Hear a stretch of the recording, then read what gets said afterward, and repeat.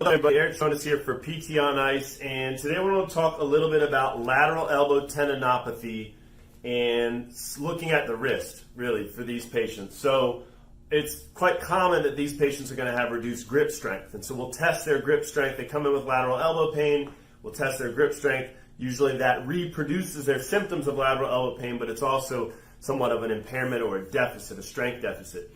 The other thing to look at that we really like to look at is wrist extension mobility. So what happens is wrist extension and the angle in which you go to grip something of wrist extension, that can really influence what happens at these proximal tendons here. And so a lot of times stress and irritation on these tendons is due to impaired wrist extension. So we're not able to grasp or grip with an extended wrist.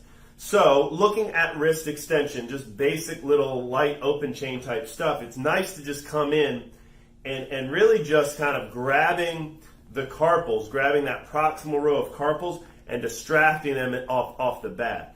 And so I want to kind of get an idea of this individual's tolerance to that type of a technique. How does it feel when I distract at different angles of wrist extension?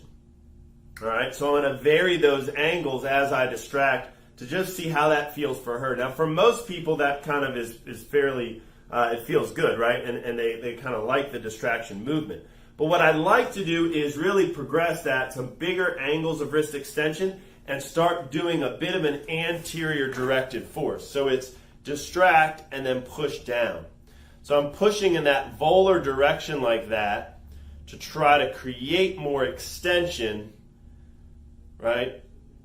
And just free that wrist up a little bit. If it's stiffness, that's really, you know, the primary cause of why she's not gripping. For a lot of people, it's reduced power, but what happens is over time with chronic lateral elbow pain, they just don't use that wrist extension as much, and the wrist does get a little stiff, and it won't extend quite as much.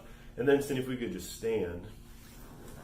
And then kind of working that into, and this is one of the ones we teach in our extremity management course, working that into kind of a weight-bearing sort of movement. So using weight-bearing and having her sort of shift her weight and bring that wrist into extension with the hand on the mat like that is another nice way to kind of facilitate it. Now I can kind of, you know, add a little bit of overpressure there by taking one hand, sort of blocking that proximal row of carpals, and working her radius and ulna to induce that wrist extension movement. As she extends the wrist, she's going to want to go into radial deviation. That's kind of normal mechanics, right? Radial deviation along with wrist extension. And so we'll kind of facilitate that a little bit as well. Now, if I think, go ahead and have a seat again. If the radial deviation really seems to be kind of one of the primary issues, then I'll bring the wrist, the forearm, into more of a neutral position here, kind of grab the carpals in the same way I did earlier, and now I'm kind of working radial deviation by pushing that carpal row, that proximal carpal row, in an ulnar direction.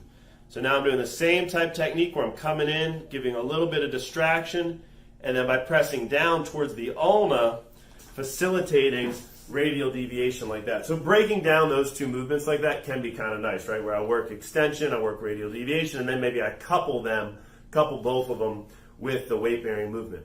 Then following that, a bunch of obviously facilitatory exercises for wrist extension. So with resistance and load, having her work, you know, the wrist extensors in a pain-free manner, right? And just trying to grade that and continuously expose her to more and more gripping loads, wrist extension movements, and at different angles of elbow extension and elbow flexion. So I might start that with a little bit more of a flexed elbow that tends to be a little bit better tolerated, and then working it into bigger angles of elbow extension as she works wrist extension.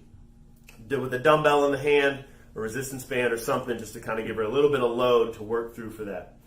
So kinetic chain for lateral elbow pain, super important. Definitely want to address the wrist, not only from a strength standpoint, grip strength and all that, but also from a mobility standpoint.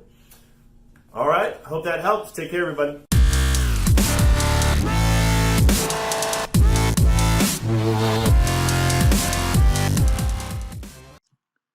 Hey, thanks for tuning in to the PT on Ice Daily Show. If you enjoyed this content, head on over to iTunes and leave us a review. And be sure to check us out on Facebook and Instagram at the Institute of Clinical Excellence.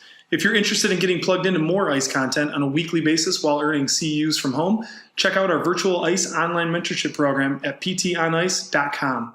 While you're there, sign up for our Hump Day Hustling newsletter for a free email every Wednesday morning with our top 5 research articles and social media posts that we think are worth reading.